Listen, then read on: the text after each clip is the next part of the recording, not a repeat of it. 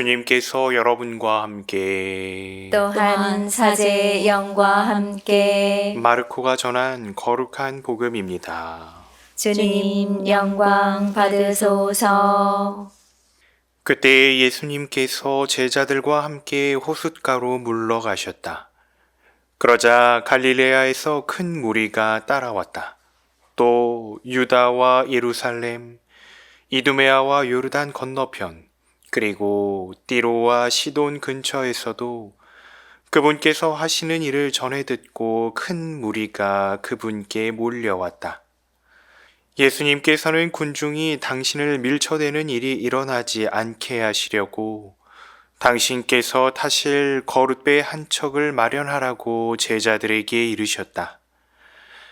그분께서 많은 사람의 병을 고쳐주셨으므로 병고에 시달리는 이들은 누구나 그분에게 손을 대려고 밀려들었기 때문이다. 또 더러운 영들은 그분을 보기만 하면 그 앞에 엎드려 당신은 하느님의 아드님이십니다 하고 소리 질렀다. 그러나 예수님께서는 그들에게 당신을 사람들에게 알리지 말라고 엄하게 이르곤 하셨다. 주님의 말씀입니다. 그리스도님 찬미합니다. 찬미 예수님. 찬미 예수님. 네. 오늘 독서와 복음 말씀. 오늘 독서는 먼저 다윗이 필리스티아 사람을 쳐 죽이고 그 다윗이 이제 솔로몬을 이기고 나서 돌아와서 그 집에 돌아와서 사울이 어떤 반응을 했는가에 대한 이야기를 들으셨고, 복음에서는 예수님께서 이제 공생활을 시작하시면서 다른 사람들이 여기저기에서 와요. 사방에서. 그리고 예수님께서 그 와중에 병자를 고쳐주는 것을 먼저 하는 것이 아니라 말씀을 선포하는 이야기, 그 내용 들으셨습니다. 이 두 말씀에서 오늘은 우리가 어떻게 살아가는가, 처음에 하느님을 만났을 때와 지금의 차이가 무엇인가를 되돌아보게 됩니다. 우리는 처음에 누구나 하느님이 좋아서 혹은 이 성당이 가톨릭 교회가 뭔가는 세상과는 다른 무언가를 가지고 있는 것 같아서 세상이 주지 못하는 어떤 위로가 필요해서 궁극적으로 하느님 나라라는 정말 살기 좋은 곳에 들어갈 수 있다라는 희망과 믿음을 가지고 찾아오셨었을 겁니다. 그런데 우리가 알고 있던 거하고는 조금씩 달랐죠. 그래서 성당에 와서 많이 실망하게 되기도 합니다. 내가 생각했던 거하고 많이 달라서. 공동체 안에서 여기도 결국 사람 사는 데구나 이런 생각이 들면서 많이 실망하게도 되고, 또 때로는 너무 지켜야 할 것이 많은 것 같아가지고 힘들어서 나가 떨어지기도 합니다.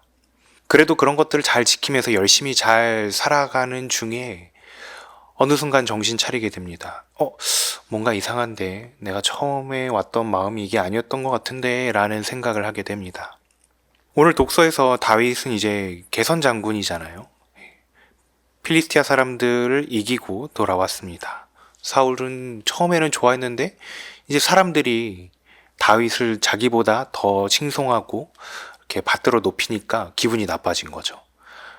그래서 처음에는 다윗을 출정시켰을 때는 자기도 다윗을 잘 믿었고 이 군대를 어떻게든 이겨왔으면 좋겠다라고 생각했을 거예요. 하느님의 뜻도 그랬을 거고요. 그래서 하느님의 뜻 안에서 다윗을 파견했고 결국 그대로 일어났었습니다. 그런데 인간적인 이제 때가 묻은 거죠, 사울한테.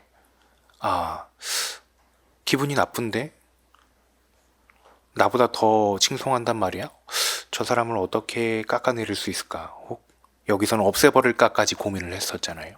그런 생각이 드는 거예요. 하느님을 처음에 만났을 때는 이런 거였는데 내가 정말 하느님이 귀하고 그분이 주시는 게 좋아가지고 다른 규칙적인 거 이런 것도 잘 모르지만 일단 무작정 하느님을 찾아왔고 하느님께 매달리고 기도하면서 신앙생활을 시작했는데, 시간이 흐르면서 하느님과의 관계가 어느 정도 형성이 됐는지 아니면 나태해져 버린 건지, 혹은 너무 이제 이렇게 세월의 흐름에 잘 묻어가고 있어서 그런지 모르지만 뭔가 옛날 같지 않은 겁니다.